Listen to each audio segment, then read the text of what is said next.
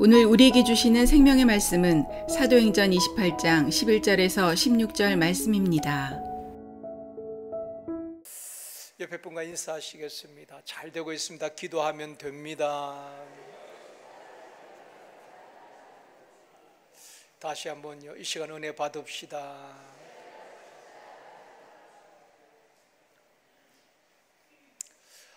우리는 여러 가지 계획들을 세웁니다. 연간 계획, 또 월간 계획, 주간 계획, 사업 계획, 목회 계획, 여행 계획, 노후 계획을 세우고 또 살아가고 있습니다. 그러나 내가 세운 계획대로만 되어지는 것은 아니란 것입니다. 전혀 예상하지 못했던 일들을 만나기도 하는 것입니다. 바울을 포함한 276명이 멜리데섬에 가겠다고 생각하고 목적하고 계획하고 온 사람 한 사람도 없습니다. 원래 거리대에서 미항을 떠날 때는 가려고 했던 목적지가 베닉스였습니다. 지도를 띄워주십시오. 미항에서 베닉스까지는 65km가 되는데, 백부장 율리오가 바울의 말보다도 선장과 선조의 말을 듣고 베닉스에 가서 겨울을 지나자, 그래서 무리하게 항해를 하게 된 것입니다. 배가 출항을 했지만 유라굴로 광풍을 만나서 14일 동안 표류하면서 죽을 고생을 하다가 배가 떠밀려서 한 섬에 도착하게 되는데, 바로 그곳이 멜리데섬, 몰타섬이었습니다. 미항에서 이 멜리데섬까지는 750km가 되는 것입니다. 굉장히 먼 거리지요. 부산까지 왕복 거리인 것입니다. 14일 동안 그 거친 풍랑에 밀리고 도착한 곳이 바로 멜리데섬이었다는 것입니다. 아무도 이 멜리데섬에 올 것이라고 계획한 사람이 없었습니다. 그 멜리데섬에 상륙했을 때에 원주민들이 불을 피워주고 따뜻하게 이렇게 환대를 하는 것입니다. 그런데 멜리데섬에서 또 사고가 일어나게 되지요. 바울이 독사에 물리는 뜻하지 않는 또 사고가 발생하게 된 것입니다. 바울이 뱀을 불에 떨어버리고 아무 이상이 없자 또 원주민들은 살인자라고 말했던 그 바울을 신이라고 또 이야기하기도 하는 것입니다. 바울이 멜리데섬에서 3개월을 지나게 되는 것입니다. 겨울을 지나게 되는데, 그 멜리데섬에서 가장 높은 사람 보블리오의 부친이 열병과 이질에 걸려서 누워 있었습니다. 그런데 바울이 가서 기도하고 안수하는데 그 병이 다 떠나가게 되는 것입니다. 그러자 많은 원주민들이 3개월 동안 병든 자들이 와서 고침을 받고, 병만 고침 받았겠습니까? 바울이 복음을 전하게 되는 것입니다. 그래서 많은 멜리데섬 사람들이 복음을 듣고 예수를 믿게 되어지는 역사들이 일어났다는 것입니다. 바울이 가려고 했던 최종 목적지는 로마였습니다. 그런데 예상하지 못했던 유라굴로 광풍을 만나고 또 멜리데섬이란 계획에도 없던 곳에 이르게 되었다는 것입니다. 우리 인생도 그런 것 아니겠습니까? 여러 가지 계획을 하지만은 생각하지 못했던 유라굴로 광풍을 만나듯이 여러 가지 사건들을 만나게 되는 것입니다. 어느 순간 내가 서 있는 그 자리가 내가 계획했던 자리가 아니고 엉뚱한 자리에 와 있는 것 같은 느낌을 받을 때가 있습니다. 그러나 우리가 기억해야 될 것은, 하나님은 우리의 걸음걸음을 하나님의 뜻한 가운데 우리를 인도해 가신다는 것입니다.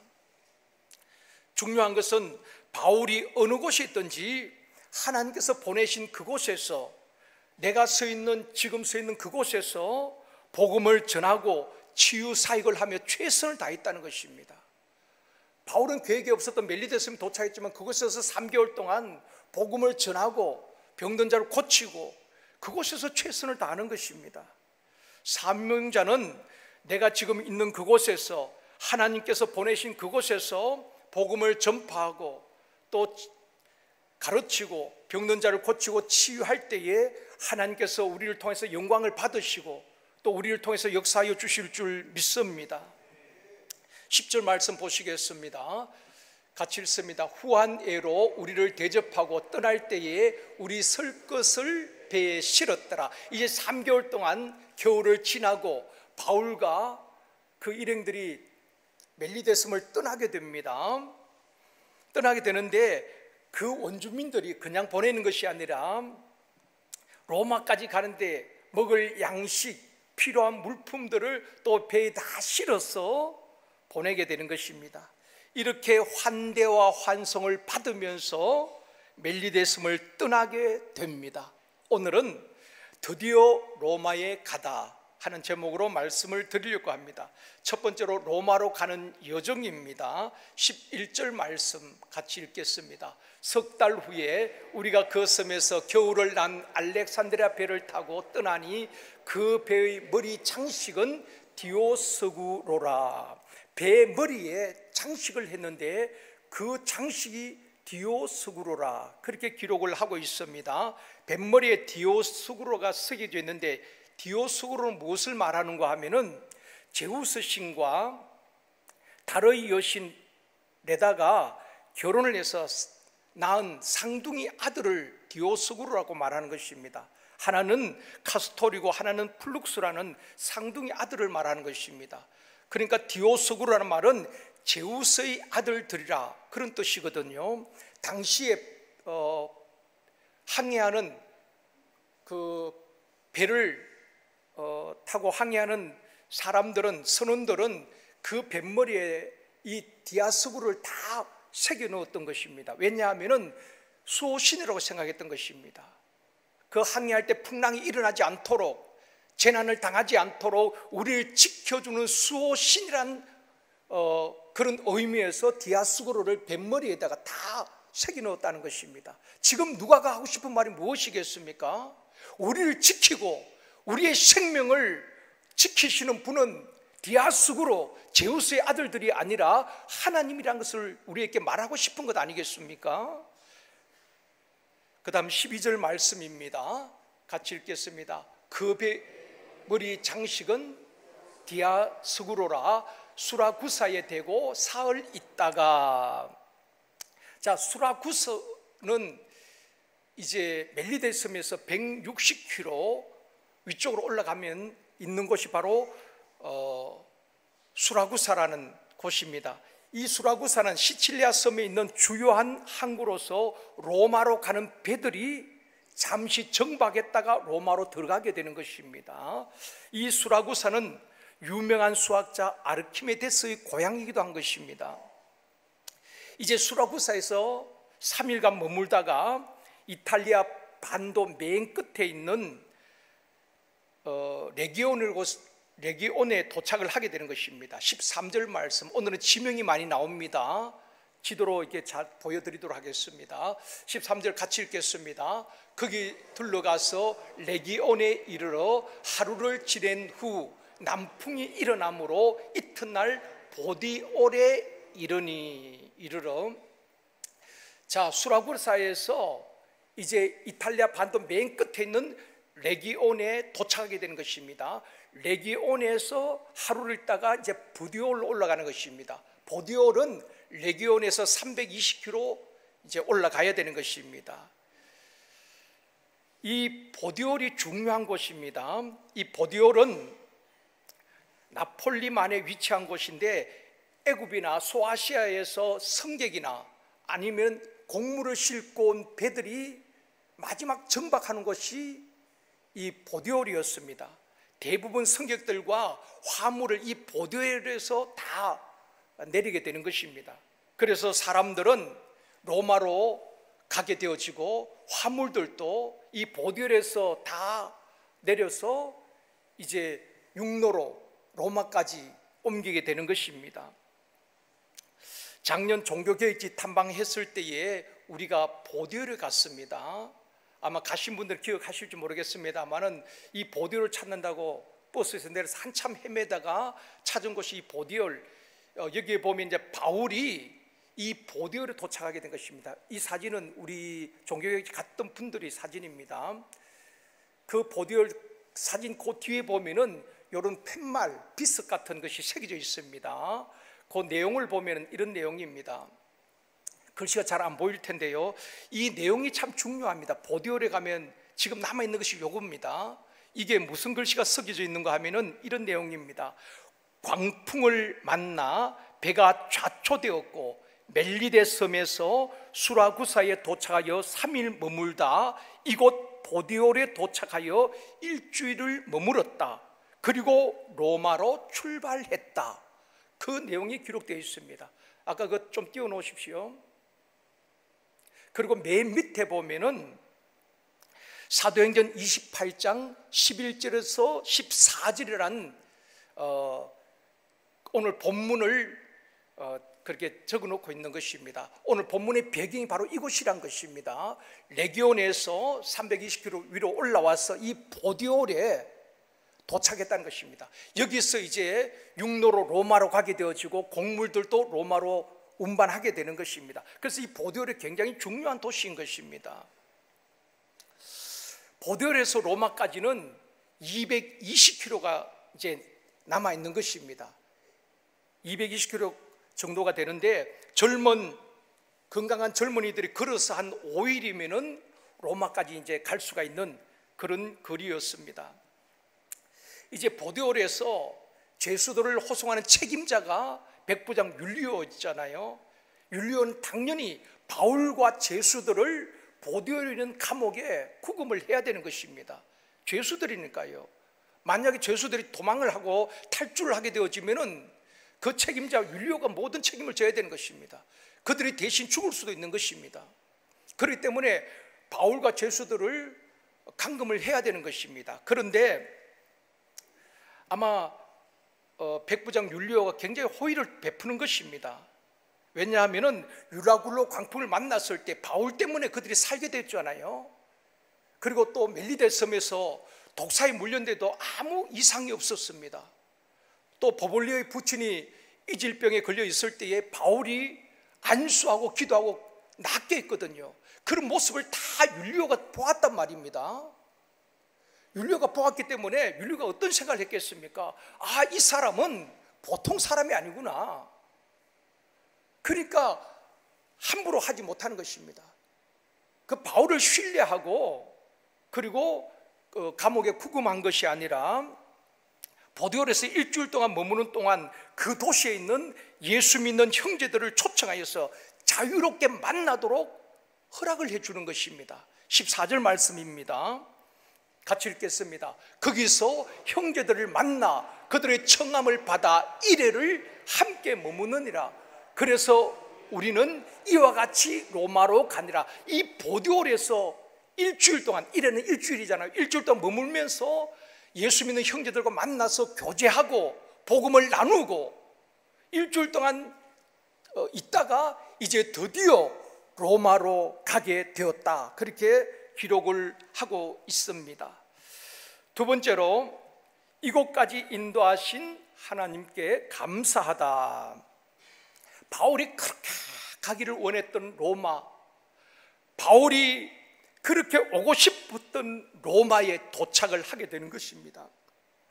로마서는 바울이 로마에 있는 성도들에게 보낸 편지잖아요. 로마서 1장 13절에 말씀합니다. 같이 읽겠습니다.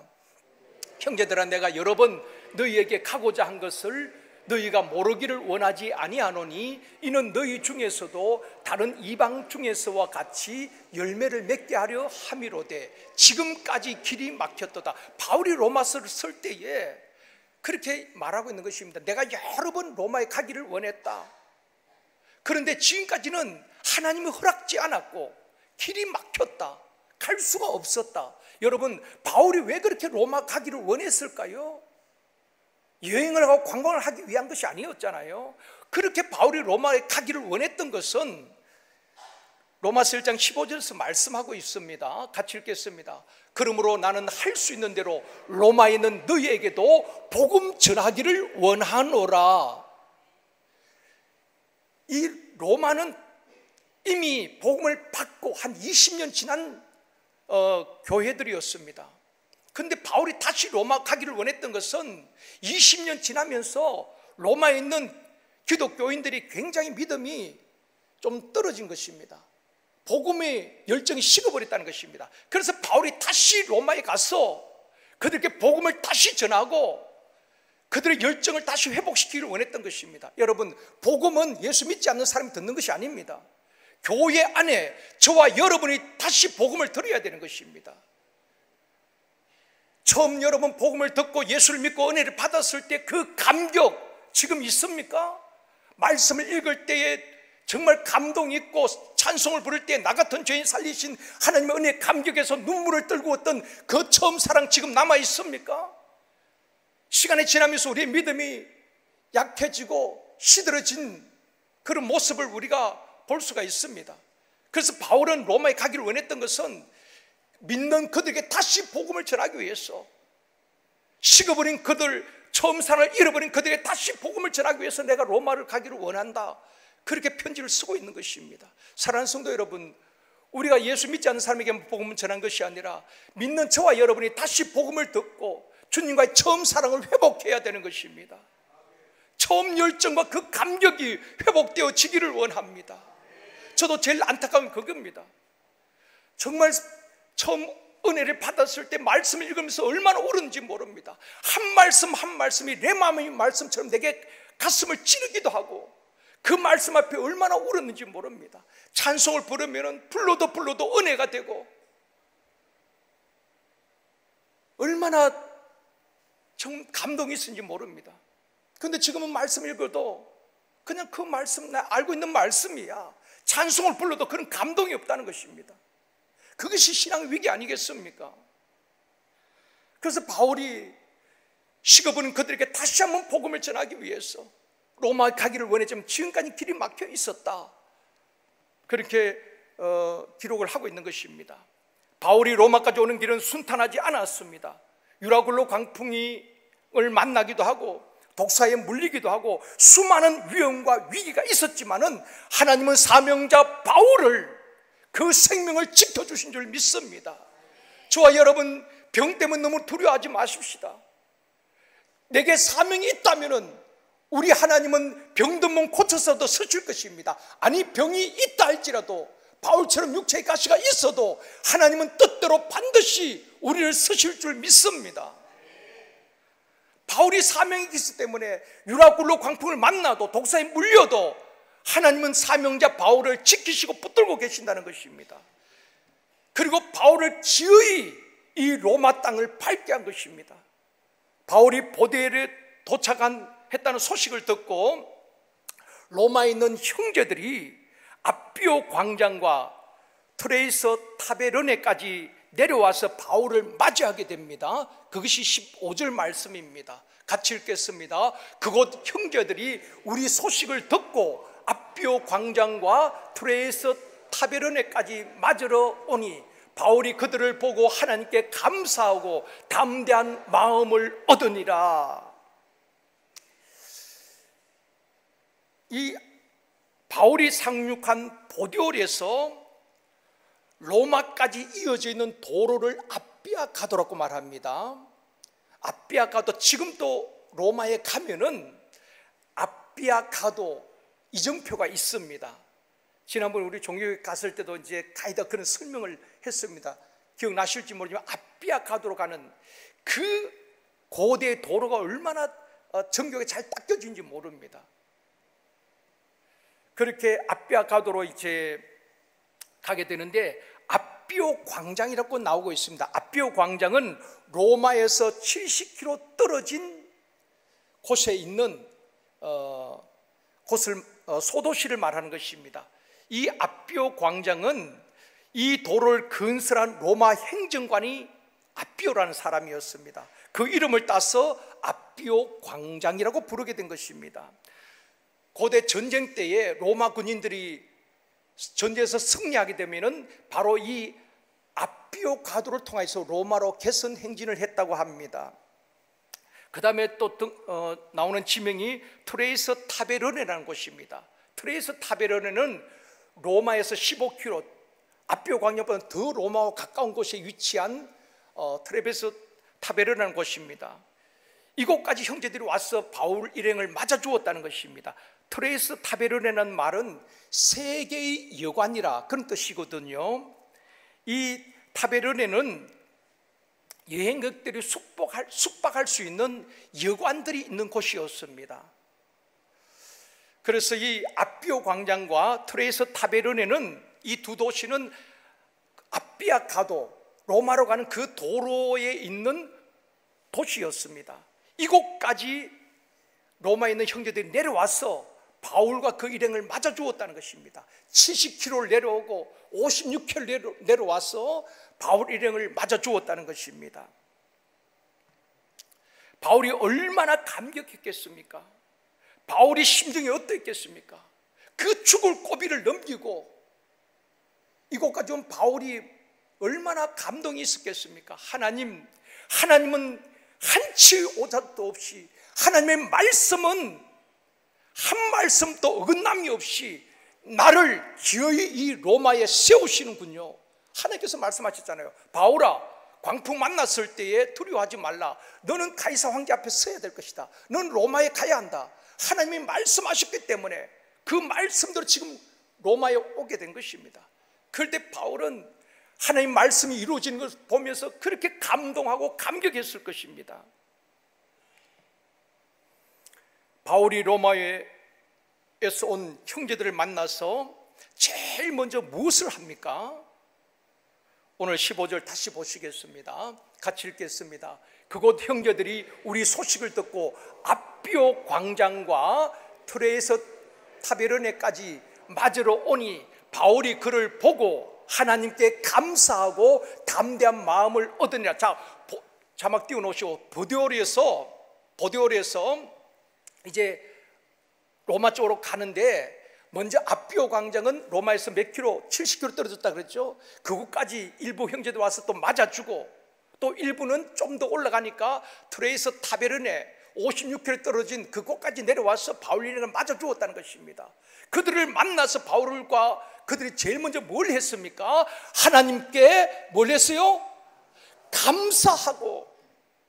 무슨 감사를 했겠습니까? 아마 이런 감사를 하지 않았겠습니까?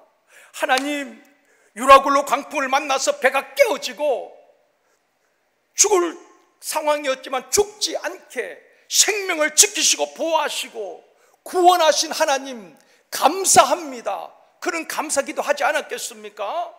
독사에 물려도 해를 받지 않게 하신 하나님, 생명의 주권자 되신 하나님 감사합니다. 그 고백하지 않았겠습니까? 이곳 로마까지 인도하신 하나님 감사합니다. 모든 것이 하나님의 은혜입니다. 그래서 바울과 그 형제들이 하나님께 감사하고 아비오 광장에서도 트레이서 타베르네에서도 하나님께 감사했다는 것입니다. 사랑하는 성도 여러분, 오늘은 전반기 마지막 주일이면서 마지막 날입니다. 이곳까지 오는 동안 우리 성도들 가운데에 유라굴로 광풍을 만난 분들도 있습니다.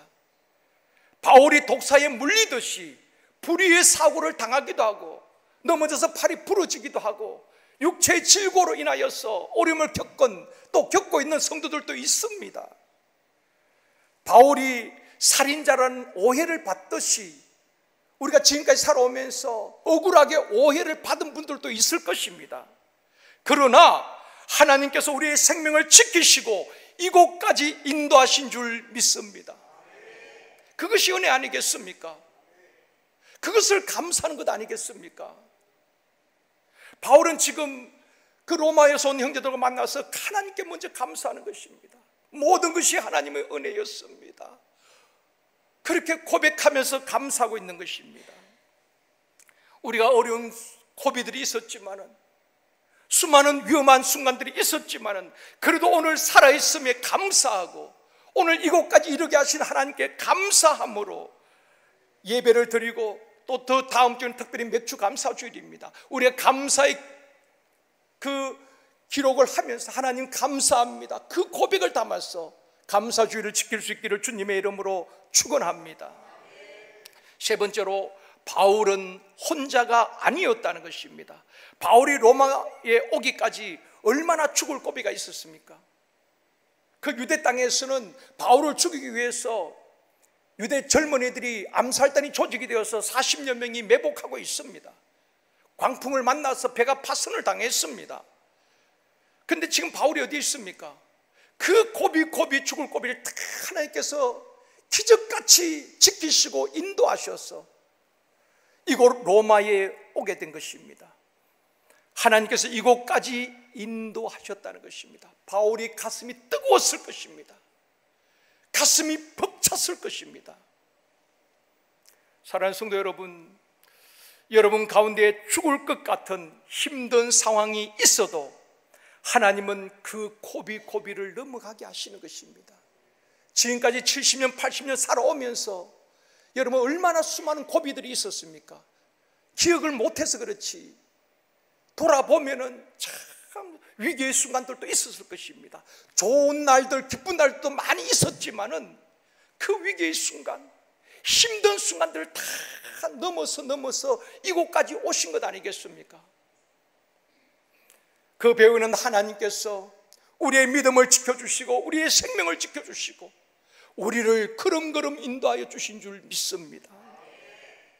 사방이 막히고 캄캄한 터널이 갇힌 것 같아도 터널에는 끝이 있는 것입니다. 시편 30편 5절에서 고백합니다. 같이 읽습니다. 그의 노여움은 잠깐이요 그의 은총은 평생이로다. 저녁에는 울음이 깃들일지라도 아침에는 기쁨이 오리로다. 그렇습니다. 저녁에는 울음이 깃들지라도 힘든 시간, 어두운 밤이 있어도 아침이 오는 것입니다. 터널의 끝이 있듯이 아침에는 기쁨이 오리로다. 어두운 밤 지나고 동턴다. 환한 빛 보아라 저 빛. 주 예수의 나라 이 땅에 곧 오겠네 오겠네. 어두운 밤 지나갑니다. 지금 어려운 상황도 지나가는 것입니다. 여러분, 어떤 힘든 상황 속에서 그 문제만 바라보는 것이 아니라 우리를 인도하신 그 하나님의 인도하심을 바라보고 그 인도함을 받는 저와 여러분이 되어지기를 원합니다. 사랑하는 성도 여러분, 사방이 막히고 죽을 것 같은 힘든 상황에서도 사명을 감당하면은 하나님께서 죽을 고비 넘어가게 하시고 피할 길을 열어주시고 우리를 로마에 세우실 줄 믿습니다. 이 로마는 지리적인 로마를 말하는 것이 아니라 내가 있는 그곳, 하나님이 세우신 그곳, 지금 여러분 있는 그곳이 나의 로마일 수 있다는 것입니다. 그곳에서 복음을 전하면 되는 것입니다.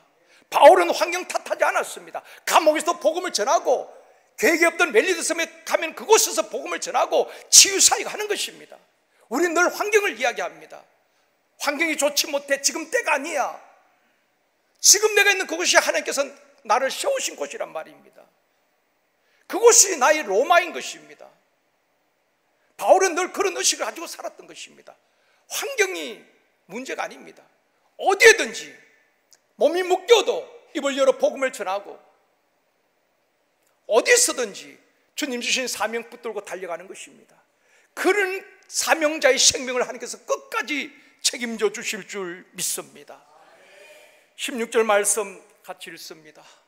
우리가 로마에 들어가니 바울에게는 자기를 지키는 한 군인과 함께 따로 있게 허락하더라.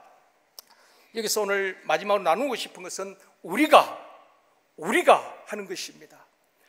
바울이 로마에 혼자 온 것이 아니라는 것입니다. 하나님은 항상 바울에게 동력자를 붙여주신 것입니다.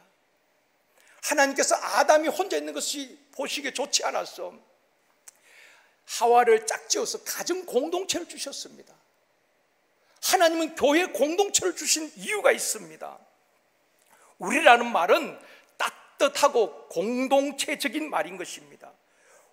우리라는 단어는 교회됨에 있어서 굉장히 중요한 단어입니다. 오늘 이 시대가 어떤 시대입니까? 오늘 이 시대는 나밖에 모르는 시대, 우리 가족 외에는 이웃에 관심이 없는 시대 아닙니까? 나만 잘 되면 다른 사람이 어떻게 든 상관없는 이기주의가 팽배한 이 시대 아닙니까?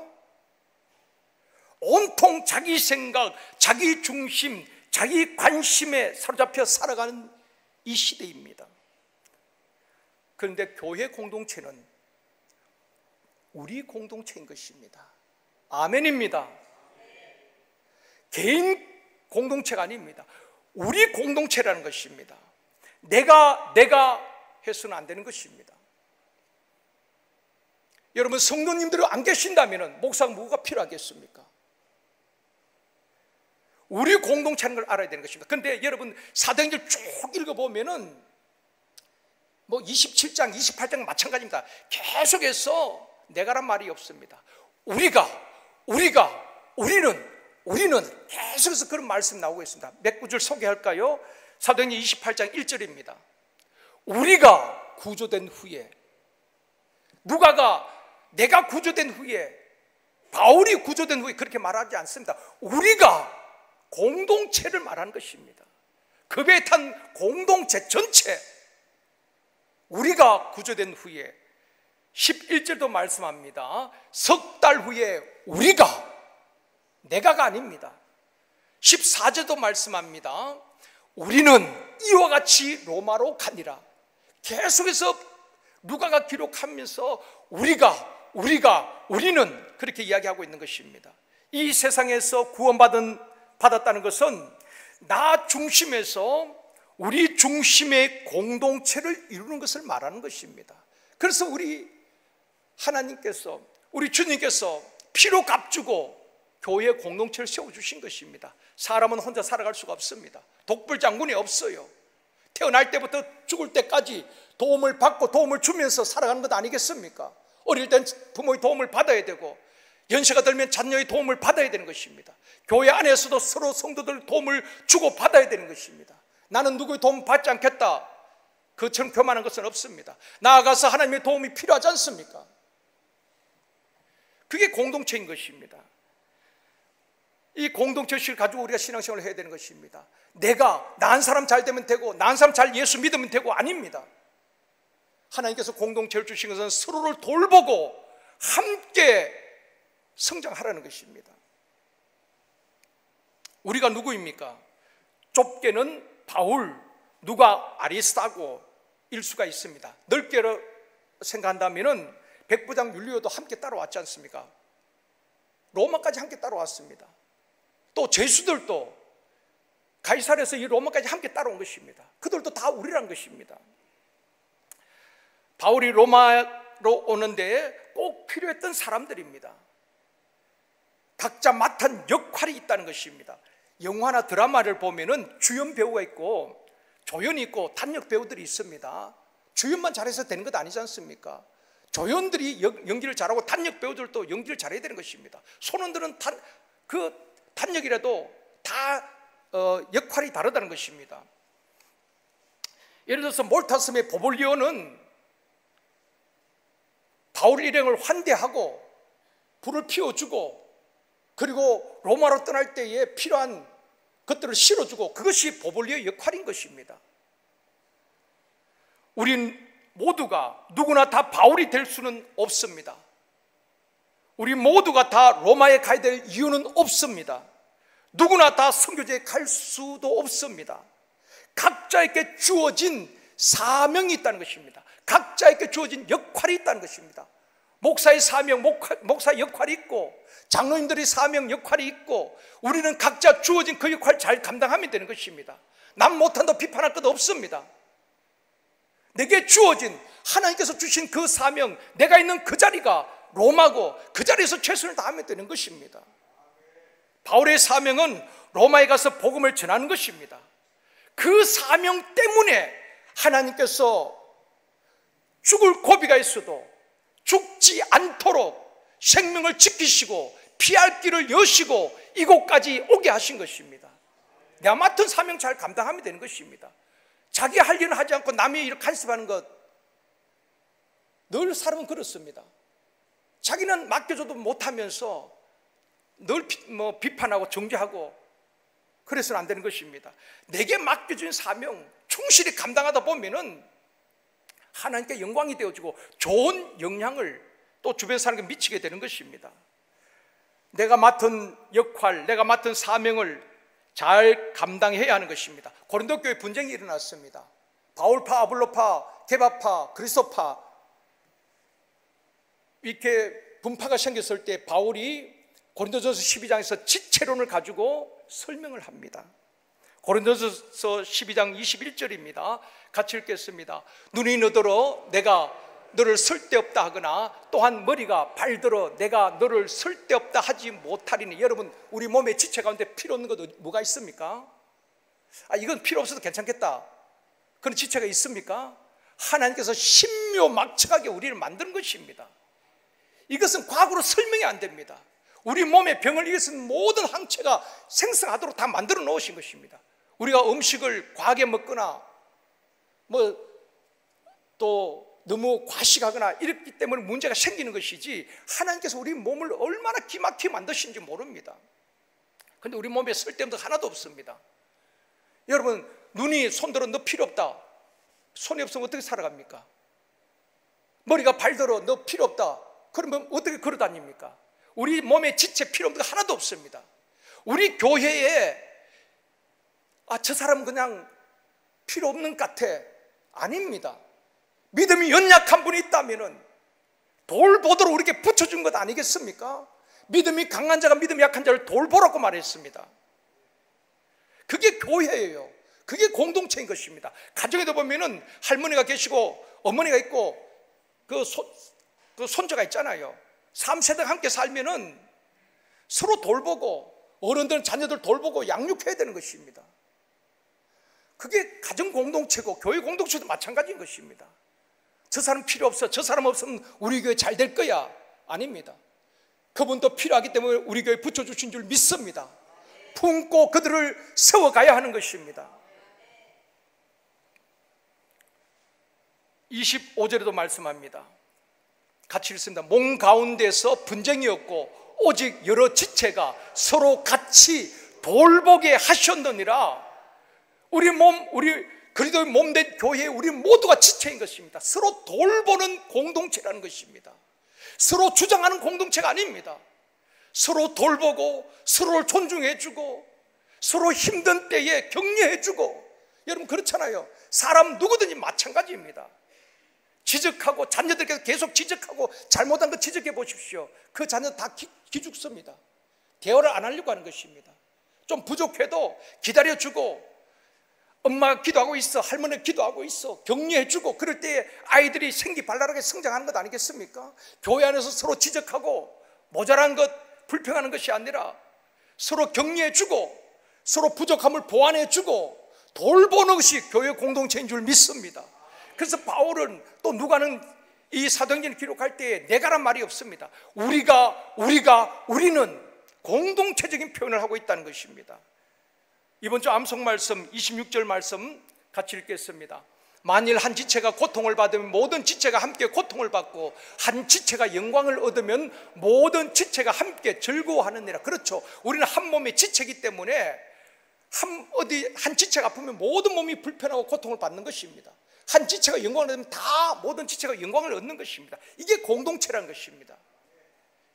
교회 공동체는 그런 공동체인 것입니다. 다른 형제자매가 아파할 때 같이 아파할 수 있어야 되는 것입니다. 다른 형제자매들 기쁜 일이 있을 때 함께 즐거워할 수 있어야 되는 것입니다. 남들이 잘못될 때 엉거니 나 그럴 줄 알았어, 그 마음이 주님 주신 마음일까요? 그것은 아닙니다. 고통도 영광도 함께하는 진정한 주님의 몸된 교회가 되어지길 주님의 이름으로 축원합니다. 말씀을 맺겠습니다. 사랑하는 성도 여러분, 나를 드러내고 내가 돋보이고 내가 내 주장만 하면은 내가 하는 사람은 교회 공동체에서 좋은 일꾼은 아닙니다. 내가 죽어지고 오직 하나님께 영광, 그것이 성숙한 그리스도인 줄 믿습니다. 요한복음 18장 22절입니다. 같이 읽습니다. 우리가 하나 된 것 같이 그들도 하나 되게 하려 함이니라. 우리 주님이 기도인 것입니다. 우리가 삼위일체 하나님이 하나 된 것 같이 그들도 하나 되게 하려 함이라. 사랑하는 성도 여러분, 우리 모두가 남을 나보다 낫게 여기고 내가 나를 드러내는 것이 아니라 남을 나보다 낫게 여기고 서로를 돌보며 세워가는 건강한 공동체,